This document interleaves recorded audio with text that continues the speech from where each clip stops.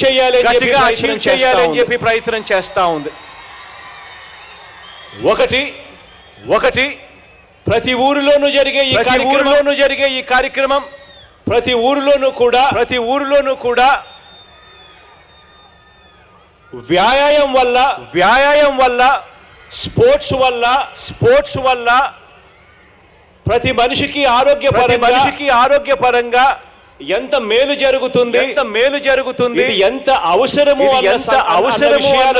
అన్న విషయాలను ప్రతి గ్రామంలోనూ కూడా ఒక అవేర్నెస్ క్యాంపెయిన్ మాదిరిగా క్రియేట్ కావడానికి ఇది ఉపయోగపడుతుంది. ఈరోజు ఆరోగ్యం సరిగ్గా ఉండాలంటే ఆరోగ్యం సరిగ్గా ఉండాలి అని మన జీవితాలలో క్రీడలు అవసరమో అని చెప్పి తెలియజెప్పడానికి ఒక క్యాంపెయిన్ గా ఇది ఉపయోగపడుతుంది. ఈ మధ్యకాలంలోనే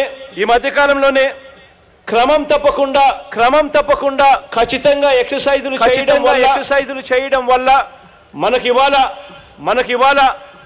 బ్లడ్ ప్రెషర్ లాంటివి కంట్రోల్లో ఉంచుకోగలుగుతాం.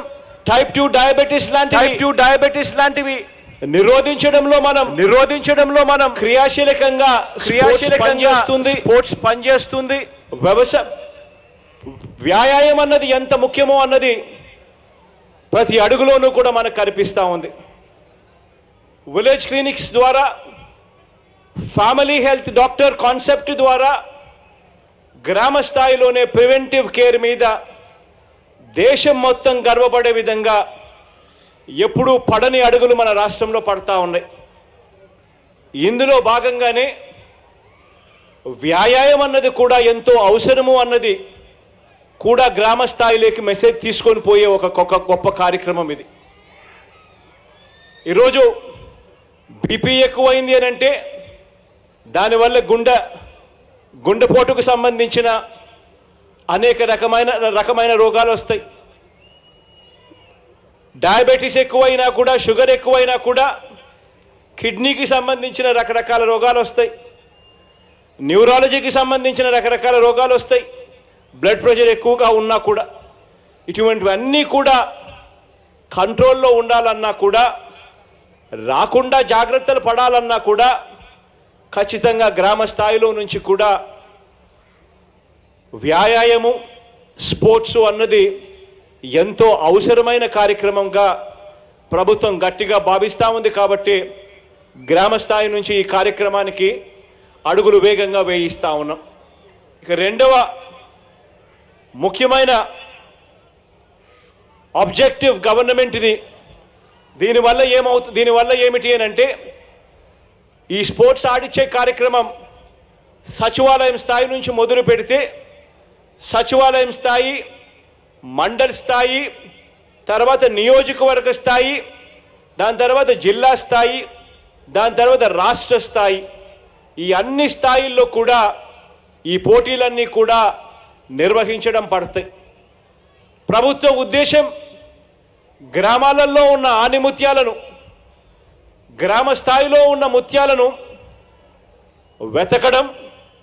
ఒకవేళ ముత్యం గ్రామ స్థాయిలో ఉంటే అది ఎవరూ పట్టించుకోకుండా వదిలే పరిస్థితి నుంచి కాకుండా ఆ ఆణిముత్యాన్ని బాగా సానుబట్టి దాన్ని వజ్రంగా మలిచి దేశానికి, అంతర్రాష్ట్రీయంగా కూడా మన పిల్లలను పరిచయం చేయడం ఇంకొక ముఖ్యమైన ఉద్దేశం. ఈ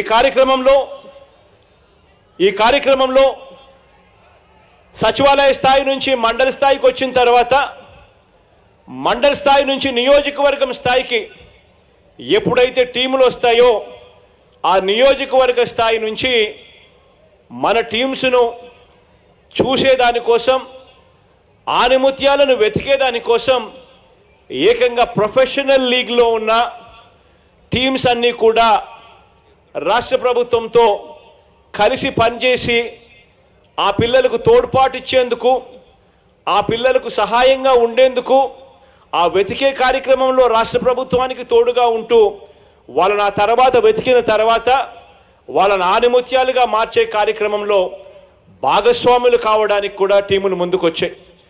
క్రికెట్లో ఇదే మాదిరిగానే క్రికెట్కి సంబంధించి చెన్నై సూపర్ కింగ్స్ ముందుకొచ్చింది.